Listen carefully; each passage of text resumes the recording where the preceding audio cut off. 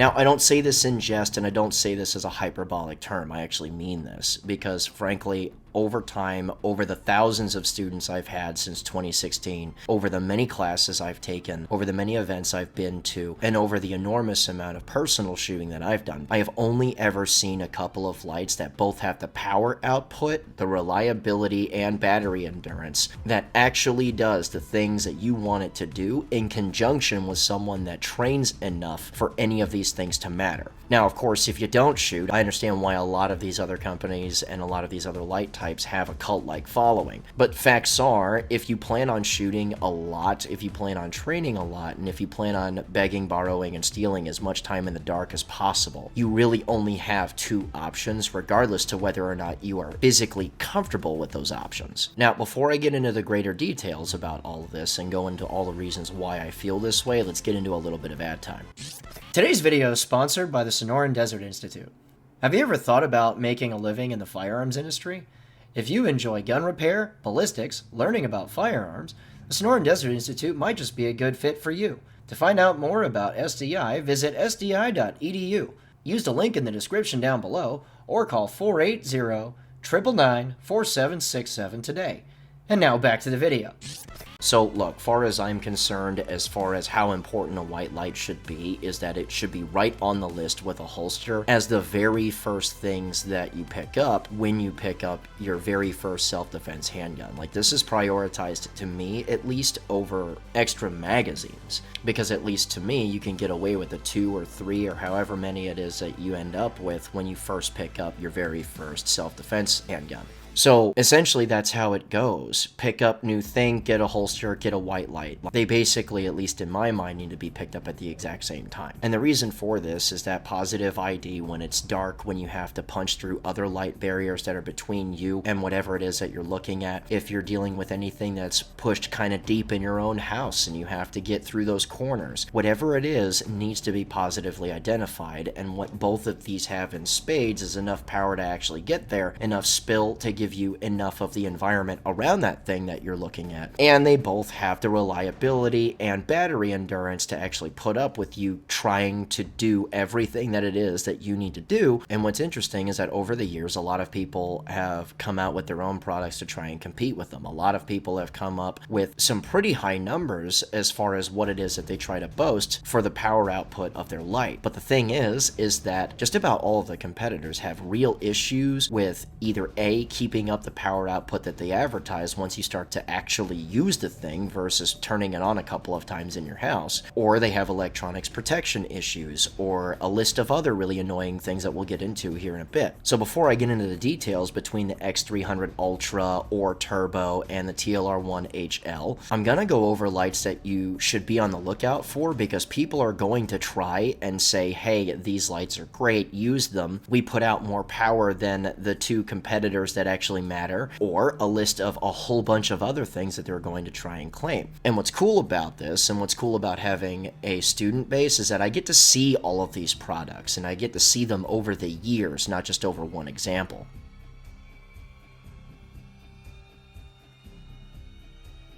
For example, Olight is meme-worthy over exploding batteries and that sort of thing, but that isn't even really my principal issue with them, because I have never actually seen one explode on a gun before. Instead, they have a long list of other issues that have to deal with electronics protection and everything else, because the number of times that I've seen an Olight get turned on, start to get used, and then flicker out and die in the middle of a low light course to the point where I have to hand spare lights to people is laughable. And frankly, the only reason why this light company has a fan base is because they're dirt cheap and the people that own them don't shoot. Especially when it comes to shooting with the white light on at the same time, because you can claim whatever you want as far as this reliability when the light is off, but what happens when you're using it while shooting at the same time? It's a different ball game as far as electronics protection is concerned. Next thing, I've had people ask me about this before, both in person and in comment sections, and I have seen a few come out to class and get trotted out by guys that say, oh, Sig Sauer made made a white light, and then Sig Sauer made a dead white light.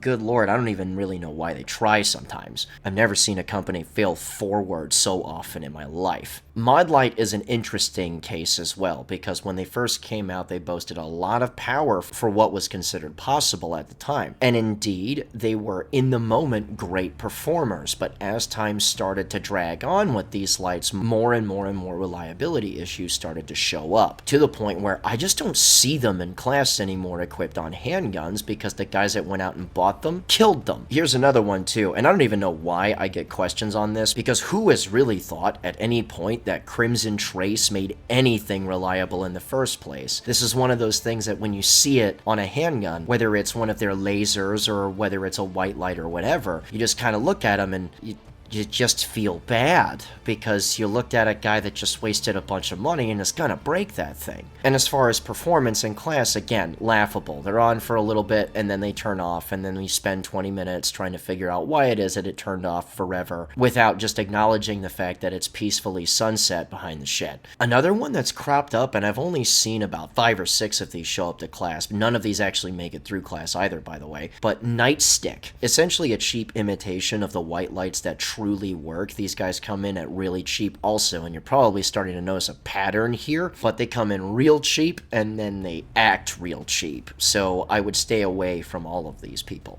And as you probably figured out, at this point, none of these guys are really relevant, at least to people that come out and actually shoot a whole bunch. Now, this isn't just me, this is other places, because I still do my best to get out and take classes as often as I can, which is not very often at this point, because I spend a lot of my time teaching and whatnot. But when you go out to these classes, or when I teach mine, I just don't see them show up anymore. It's only the 2 that actually work, and that's the real point that I'm trying to make here.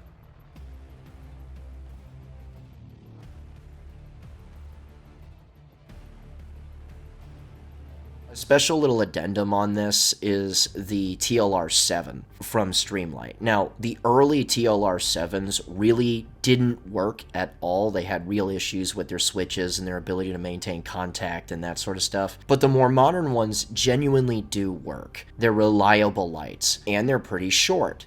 The issue that I have with them is that they're just weak lights when it comes to getting positive identification with other things that may be trying to obscure your vision or take away from the power of the light, because generally speaking, we are not lining up sights and punching holes and stuff in total darkness. It's actually kind of unrealistic as far as an environment is concerned, because you live in the world. Lights exist. Where there are structures that people are at, a lot of times there's a lot of light pollution. And when you're in those environments, i.e. a more realistic environment, this thing really suffers in its ability to give you positive identification once it has to try and penetrate photonic barriers. And even if you're on a flat range setting, I've seen these lights really struggle in something as simple as fairly light rain, which is annoying to say the least. Never mind if you have mist or fog or anything of the sort, because it just doesn't have the power to reach out and punch through that and pick up the information that you need. Whereas,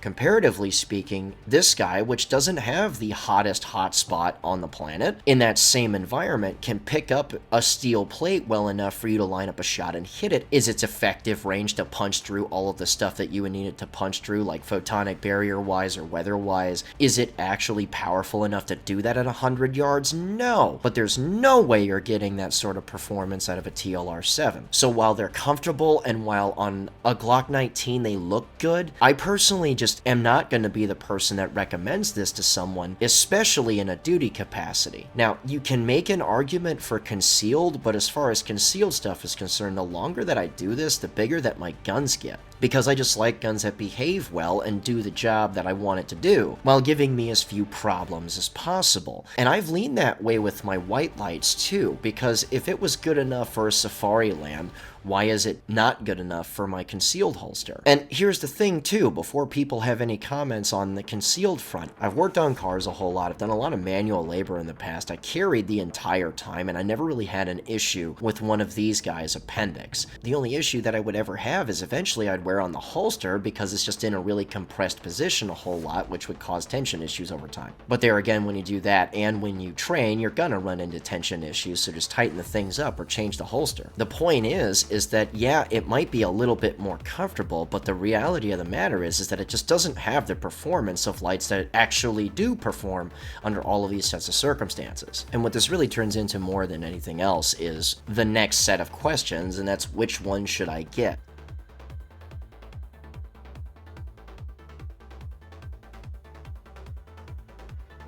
Now, here's the thing.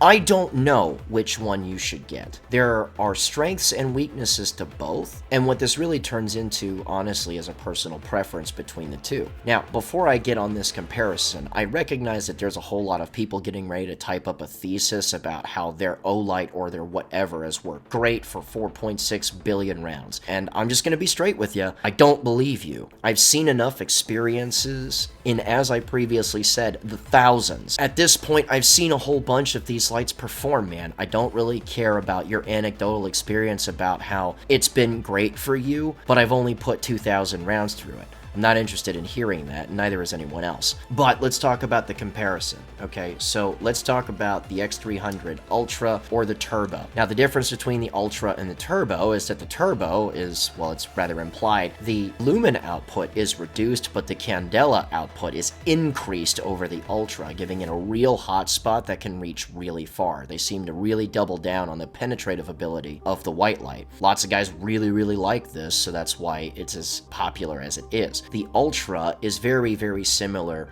to the TLR1HL in that there's a solid hotspot, but there's significantly more spill. You're looking at the 1000 lumen range, and the candela is frankly pretty intense anyway, because when it came out, it was significantly more powerful than the TLR1HL, because at that time it was an 800 lumen light. So here's the thing on this specifically. There's a bunch of little pros in here that a lot of people really, really like. The first one is that the lens on this is not made of glass. It's actually made out of an acrylic, which is significantly more resistant to damage. I have broken TLR1 lenses before because they're just not as strong as these lenses. In addition to this, I don't really like the quick detach mounts for these, although they are reliable. I personally like the screw-on type, and man, that's just a solid interface. It locks down really tight. It's easy to change out the bar in case you want to change out the universal or Glock block for it. You can go to 1913 or whatever it is that you want to use. As previously stated, even if it's the Ultra, it seems to have better reach than that of a TLR1HL. The center beam is a little bit hotter, and you can reach just a little bit farther with it, so your ability to actually see at greater distances or through barriers, photonic weather or otherwise, is actually, at least in my opinion, better than a TLR1. Now, a lot of people really do like the push momentary on this, and a lot of people really like the rather stiff controls, because the stiff controls prevent light NDs. I don't personally share that opinion, but I understand why guys like stiffer controls on this. They figure, okay, the push for momentary is all I would need for a momentary anyway. I'm a constant on kind of guy, and if it goes on or off, it's extremely deliberate in how I actuate those controls. I don't want to accidentally bump them or bump a butterfly into a momentary on without me wanting that to happen. So I understand why it is that people have this opinion, and I certainly understand why guys would want to prefer this over a TLR1. One little con that I do have with this, though, is rather small, but there's two of them that I'm not a huge fan of. The stiffer controls cobbled together with the small pads on this light make it a little bit more difficult for me to use. Not impossible by any means, but from what I've seen, at least anyway, the guys that try to really extend these pads and make these controls larger are just not reliable, at least in my experience. I've seen a lot of them actually come apart, so you're really stuck with the smaller ones, and at least to me, I like to not have to throw a bunch of pressure into a white light when I'm trying to turn the thing on, especially when I'm trying to move as fast as possible with it. That, and in addition, another small con of this, and this is more of a shopping thing than anything else, is I really do have to pay attention to which one I pick up. Again, I own one of these things, actually two, so I'm not saying that these are lights that I'm not going to pick up, because I did, but I do have to pay attention to the fact that I need to make sure that the B model of these is the one that I get. Yes, I understand, I've seen it a whole bunch of times. The QD version of this this is reliable, even if it moves a little bit. That makes me a little bit uncomfortable, but it is reliable. I just prefer to have the screw down, and I don't really have a need to quickly detach that and put it where exactly, right? So I like the screw down version of this. The B is just, in my personal opinion, a little bit better of a mounting system. Now, a logistics con to this is obvious because a lot of people have been trying to unseat it with cheaper stuff. This guy's expensive. You're probably going to put up around $3.50 for it, and for some guys that makes them wait a little bit longer or reduces how many lights that they get or whatever. Because look, logistics impact is logistics impact. It's about twice the cost of a TLR1, which as far as white lights go or whatever it is that you pick up, twice the expense of another reliable light can be a pretty severe con to some folks because look, man, budget's budget. But speaking of budget, let's go ahead and talk about these. Far as on-film stuff is concerned, you guys have seen me almost exclusively use this light when it comes to handguns, and it's for pretty good reason. I have some personal preferences with this light that sort of push me over the edge and almost exclusively use them. Now, I use the X300 mostly because you can't really function in like the white light handgun space and not know how to use them well. But as far as preferred lights go, I recognize the following about this light. I recognize that at half the cost, I'm going to deal with something like a little bit of a durability hit, and that's mainly in the lens. The lens is made out of glass, and I have broken more than one of these in the past. In addition to that, one of the sacrifices that you make as far as the cost is concerned is that you end up with a larger overall light. And I understand, if guys are carrying concealed and that sort of stuff, the larger overall light means a much larger overall holster, which is why a lot of guys like these lights too. That said, there's another one that's just a little bit annoying, but I kind of hate having to pick one of these guys up and having to 10 tap it to turn off the dumb strobe that they should have gotten rid of a long time ago, because what is the point of a friggin' strobe? Just put on all the candles, put it right in the dude's face, and go to work. Control the situation that way instead of trying to induce seizures. It's not going to work anyway, and bullets are probably more effective. Point is, understanding these cons, there's one distinct advantage that this guy has. It sort of pushes me over the edge and almost exclusively use it on either duty or concealed or whatever, and that's frankly the controls. I mentioned before that the stiffer controls on the X300 are why some guys really do like that because they don't want to have to worry about a light AD at any point, and these batteries are basically dead.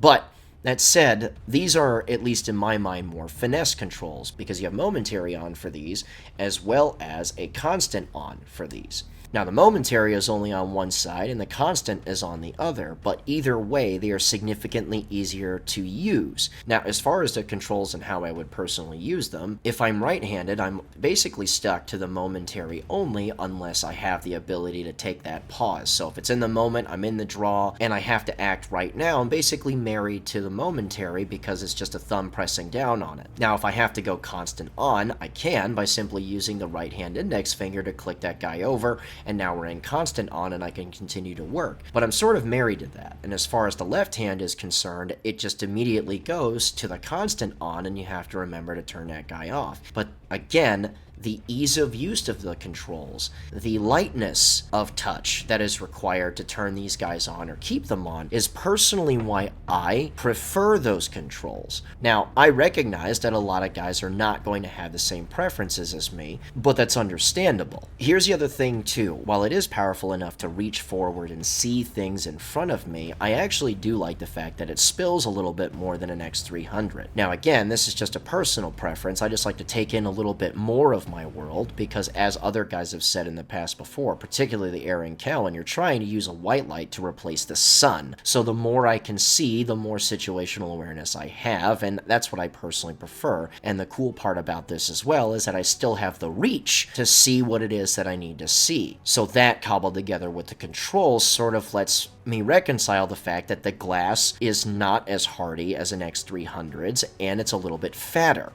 But at the end of the day, these are all just preferences, and really you can't go wrong with either. I'm not going to begrudge anybody for picking up one or the other, but the reality of the matter is, if you don't, at least from what I've seen at present, today, if you pick up something else, you're eventually going to regret it. And that's the real purpose of this video, is if you are a guy that treats this seriously, that trains regularly, that tries to beg, borrow, and steal time in the dark, that has killed light batteries through use rather than shining a light at stuff in his house for the ooh-ah factor. In other words, if you're not a tourist at this, there are only two options. And now I have a video that I can just send a link to people explaining in detail why. So really that's the point here. So, if you want to come out and train with us, you absolutely can do that. We have classes scheduled out to December, including a couple this month. If you want to support us through Patreon, you absolutely can do that, and it's very much appreciated, so much so to where as often as possible I try to produce these videos and put them out early on Patreon so the paid members that are there can see them first. Also, if you want to get more out of this than that, $41 a month gets you as much training as you want with us, unless it's something logistically complicated or logistically rather obvious, like for instance a soft skin vehicle class or a private class, and again, for fairly obvious reasons, we can't really let you take advantage of that through that program. However, anything else that you really want to take care of as far as open enrollment classes are concerned is fair game. If you want to check us out through Discord, or if you want to check us out through any of our other social media links for all of this are in the description below. But anyway, guys, that's all I've got for today, and remember, a regular guy's firearm is the last defense against tyranny. Be easy.